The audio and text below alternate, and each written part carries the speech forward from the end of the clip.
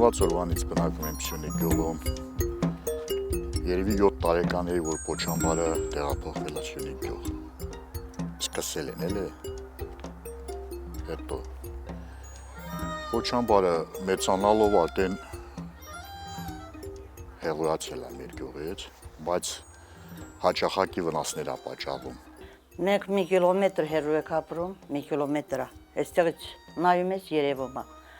Առաջ լավ էր, որ եկանք լավ էր, բերքը լավ էր, այս հիվանդությունները սկսեցին, այս երևի այս խվոստ է թույնից էր, ինչ էր, գյուղում մարդ չկա։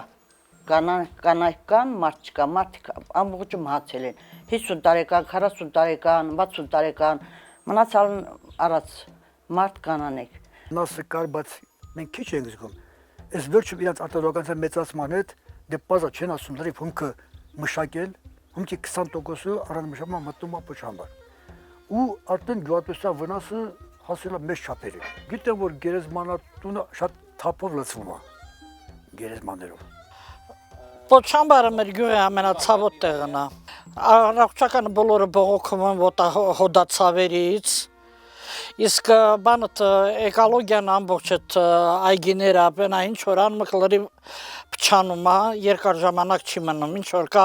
եթե հավաքում ենք մի օր, երկու օր հազիվ է մնում այդ մեր բերքը։ Հեռուել։ Հիմա արդեն ջուրը հոսել է, գալիս է հասնում մեր Աճանան գյուղին։ Եթե նա բաց ընկնի,